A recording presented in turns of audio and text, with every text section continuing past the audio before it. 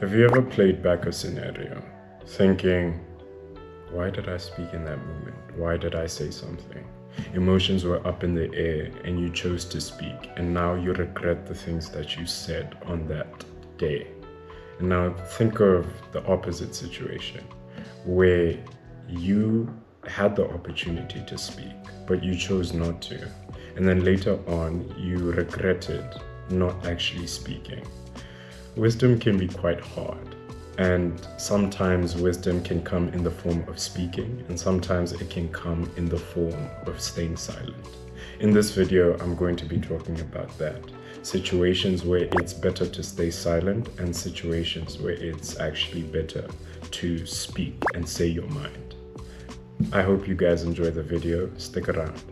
So, the first part of the video is when silence is powerful, meaning that when you should stay silent rather than speak. And the first thing I'm going to be talking about is anger. You should stay silent when you're angry.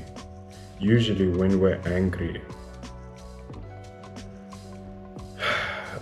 the words we express when we are angry are the words we tend to regret the most. So it's quite difficult for us to have a conversation with a person when we're angry, because we see through a narrow lens. And that narrow lens doesn't help us see the whole picture. It usually centers around the insult that we've experienced, the behavior of the other person directed towards us. That type of energy tends to make us angrier, and we base our decisions just based off of that. But when you stay silent, when you stay silent, it allows for you to keep a wider lens, not a narrow lens. With the wider lens, now you are able to think about the person's view. You're able to put yourself in their shoes and say, maybe this might have not been an insult towards me. Maybe they're not attacking me. Maybe this is more about their situation and how they're expressing their feelings rather than it being an attack on me. Because, guys, gals, the situation is not always about us. So in those situations, it's better to stay silent because you're angry, and that's completely normal. Your feelings, how you feel in that moment is completely normal.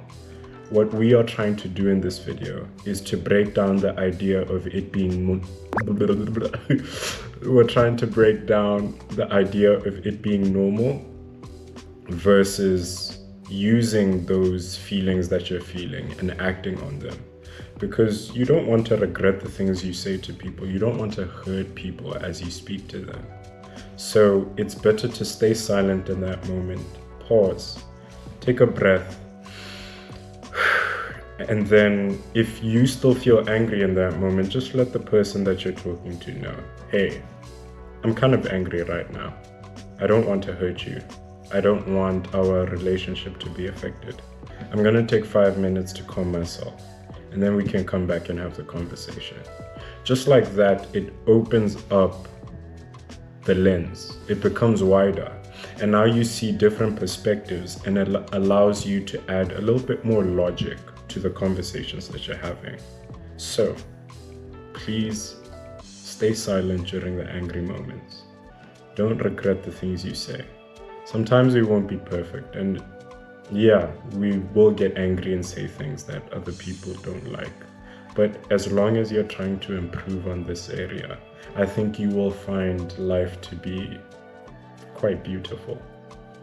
Okay, so with the first one, I gave you guys a moment where it's better to stay silent. Now I'm going to give you a situation where it's better to speak up.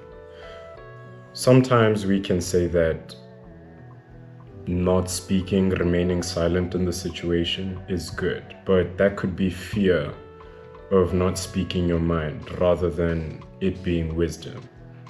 There is wisdom, but there's also fear. And if you feel that the fear is getting to you in the conversation and you can't speak up because of that, then you need to reevaluate and think. Am I doing this out of wisdom or am I doing this out of fear? So let's get into it. When your boundaries are being crossed, please speak up. So in the situation that I gave with remaining silent when you're angry, let's say both of you guys are angry. One of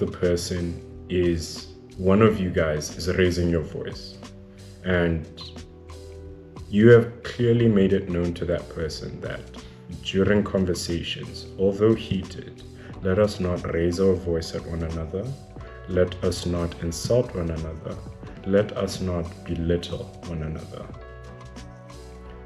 But the person does it anyways. The person continues to push on, and make you feel bad for the things that you believe. That is a problem now, because they have crossed a boundary that you've clearly set, and this is the best time to speak up. Speaking up, though, does not mean you are raising your voice at this person. You are doing the same things that they are doing to you, because that would just be revenge, and revenge is not really the mature thing to do. Speaking up can just mean that you speak how you feel. Hey, I noticed that you're raising your voice. Can we lower the tone? And if they continue to cross the boundary after you've mentioned that makes you uncomfortable, you've spoken. Nothing more needs to be said. You tell them that I'm going to separate myself from this conversation. I still want to have this conversation with you, but things are getting heated. I've mentioned that I feel uncomfortable when you raise your voice, and you're continuing to do that. Therefore, we'll have this conversation at a later time when we are both mentally stable. Oh man, is mentally stable the correct word to use? Hey man, that can be quite sensitive. When we are both in the right place to share our minds without making the other person feel bad. Let's go with that. So, speaking your mind can be a good thing when your boundaries are being crossed. And that's where I'll leave it. So, let's go over what we talked about. The first part, where silence was powerful, we talked about when you are angry, resist the urge to say something in the moment, because that could be detrimental to the relationship you have. We have some amazing people in our lives, and sometimes we take for granted their presence.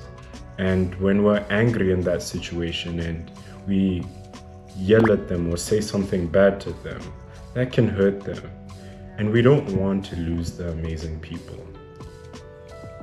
We want to make them feel loved. We want to be around their presence, because their presence brings joy to us.